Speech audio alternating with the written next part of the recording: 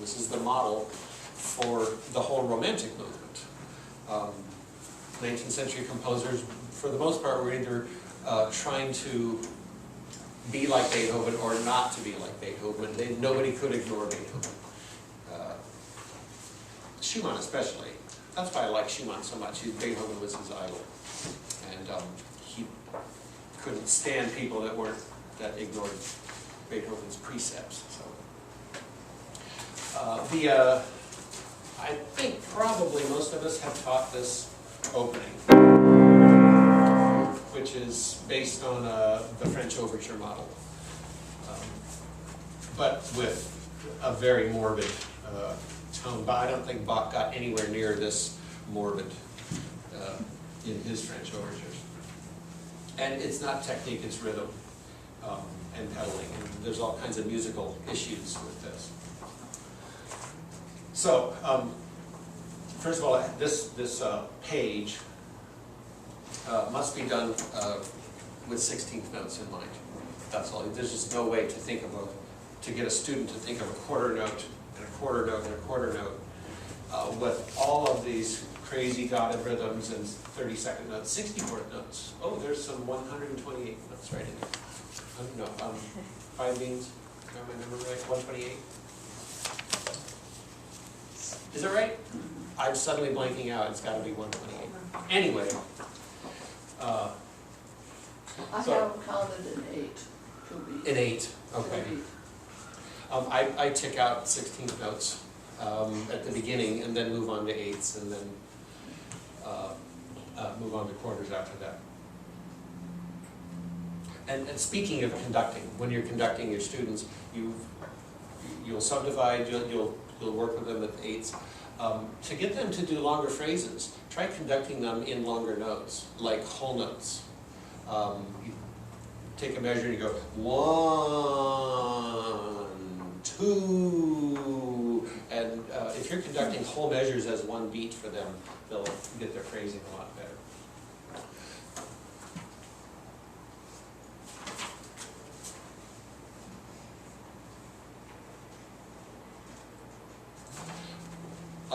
Just a little of this, as we know. By the way, how do you explain to a student what the FP is? And I remember, somebody telling me you had to play that chord and then suddenly make that chord soft.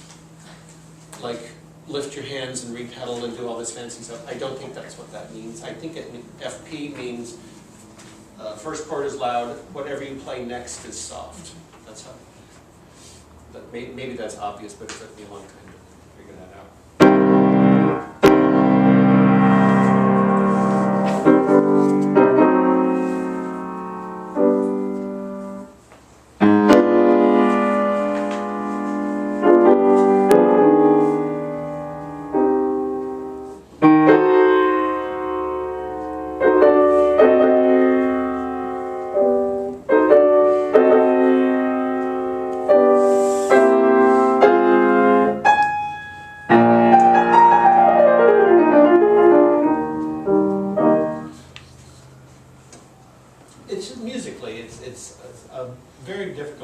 Explain and to get across. Like right there, that measure is so jammed together with notes. Visually, they want to go and just race through the whole thing. And you have to find ways to separate out all these little things. And then that one.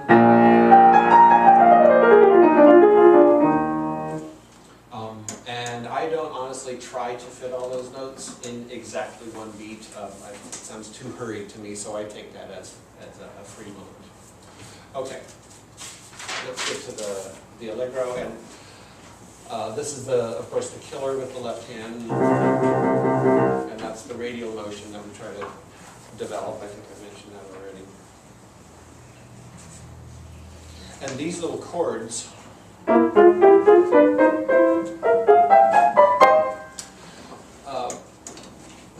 When you're learning something slowly, you do one thing and then the next thing a little individually, and eventually that has to turn into a sweeping motion that pulls all those staccato notes together.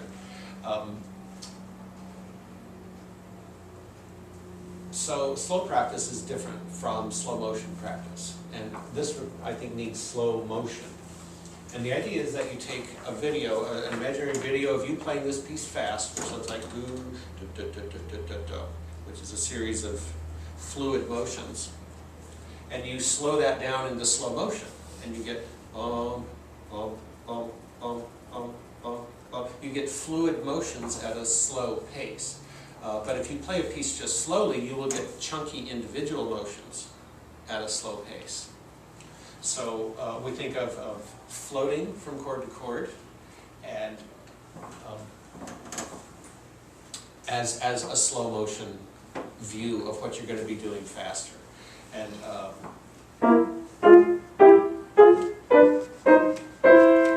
like being on the moon. You know, I used to use moon analogies, but nobody knows about the moon anymore. No one's excited about the moon. So you say zero gravity or, you know, moon gravity. And they go, I don't even know what that is, you know. So you want to... Sorry. Yay, ringtones. Okay, thank you. Anyway, so that's... And then also the idea that you have to change your hand position on the way to the next chord. And you can, you know, practice that chord by chord, but you know, sixth, and on the way to the fourth, you're creating a fourth with your hand. And on the way to that next sixth, your hand's expanding. So you have to really practice carefully all the little hand changes on the way up. Because doing it one at a time is not going to work when you go faster. Okay.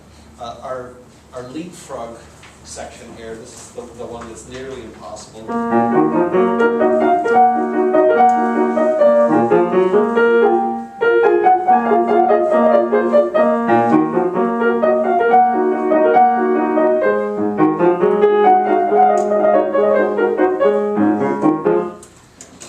I would rather hear, and you can hear I put little gaps in after the first beat, so I can get down and play that chord, that note the way I want to.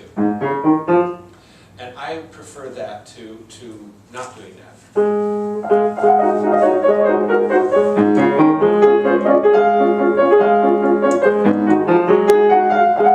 It's just sloppy.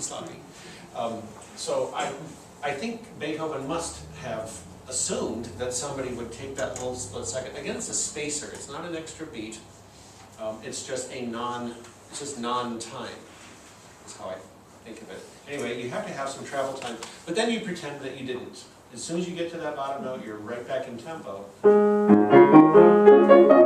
This one going up is a lot easier. It's from here to here that's ridiculous.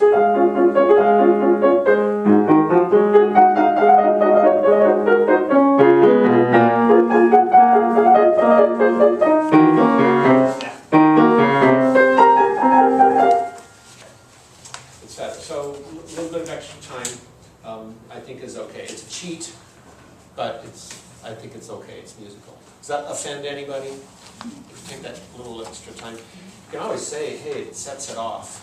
You know, it makes you hear a little bit better. I like to justify my cheating. Makes me feel better. And then we have the closing section.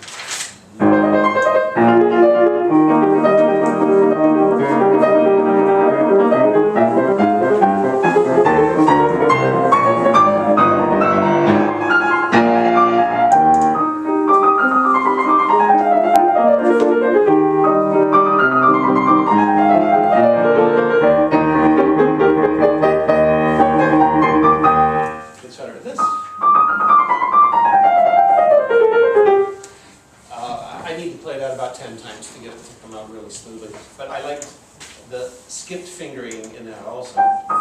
Like 2, 3, 5, 3 feels a lot better to me, and my hand is balanced better rather than 2, 3, 4, 3.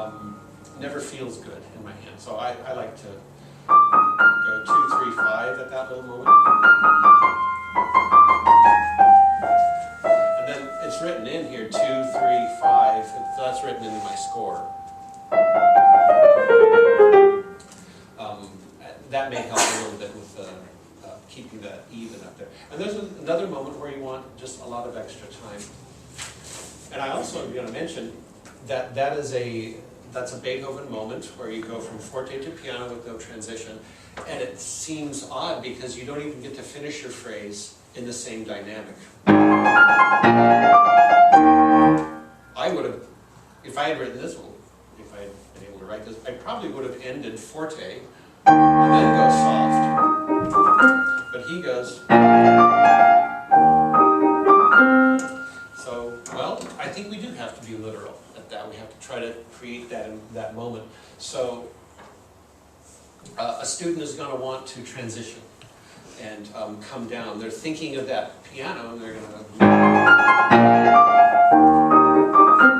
So, all we do is separate them out and go, stay forte to the end of the bar, but don't play the downbeat.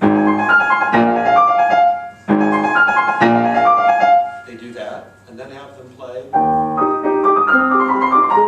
after that. Once you have those distinct sections at their own, at their proper level, then you can slide them closer together. I do red light, green light. Red light, green light. There we go. Red light, green light, and then closer. You also have to have, I think, you have to have a tiny gap between loud to soft. Not soft to loud, that's easy. We add energy going soft to loud, but you have to subtract energy. You have to relax in a split second to go from loud to soft. So that has just a little knife blade thin spacer right before the soft. And they practice that by again, far apart, moving close together, sort of that close together, and then leave them. Leave it right there so it's almost connected, but not quite. In fact, they had this in the symphony last night in Mahler. The conductor was talking about a cellist at a moment when it was going from loud to soft, and she said something like da-da-da-da-da-da-da, and going from loud to soft. She called that evaporation mode. You have to let the tone quickly evaporate all of a sudden to get to the soft part. We can't really do that because we don't have a bow, but I like that idea that loud, and then anyway, it goes right on to soft. But we won't detect a big gap there.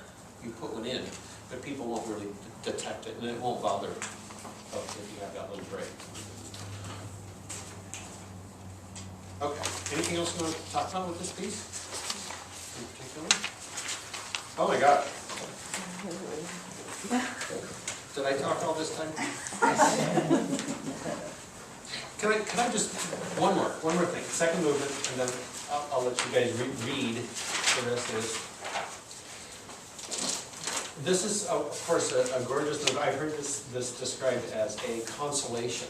You know, we know consolations by Liszt and Mendelssohn, but this is a real consolation piece, which is wonderful. And it's also very orchestral, and it's a perfect piece to talk about how to think orchestrally at the piano.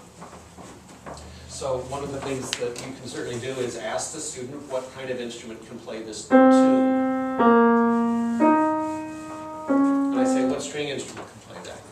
What brass instrument can play that? And so we go through and decide instruments. And we think about layering. You know, this is the background strings, etc. So that's one thing. Oh, and especially in the middle of this, where we have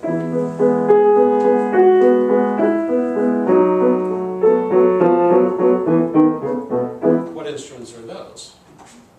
I would suggest clarinet and bassoon. It's a duet, and if they play them individually and think of them as those instruments, that's a huge help in how they perceive the piece. Let's see, there's one other thing. Oh yeah, I don't believe this is a rubato piece.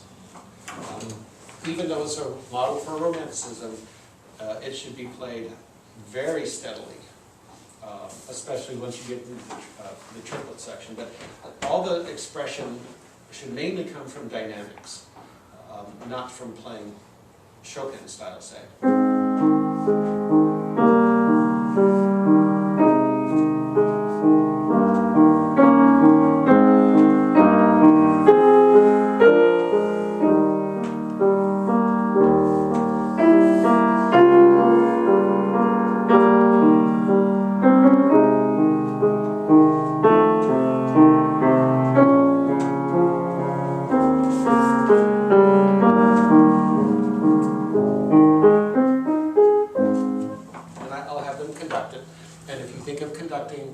and think of an orchestra playing it, that's much easier to picture in terms of how you express the piece.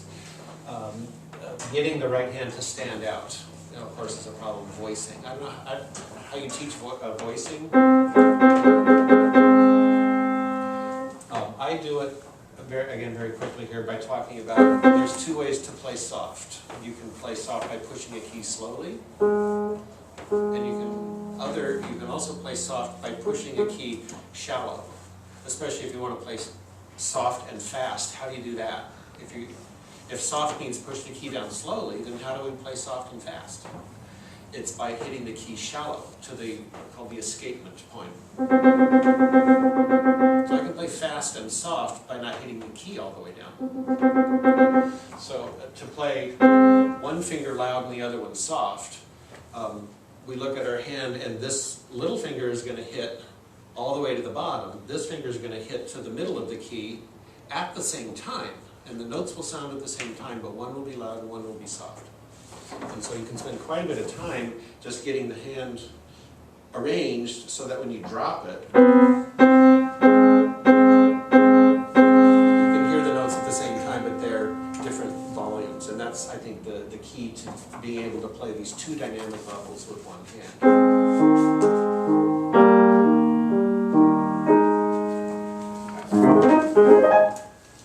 Well, I think my time's up. But I hope you'll look through this. Please feel free to, if you have questions, you can call or email me and we can talk it over. Thank you, Thank you. John.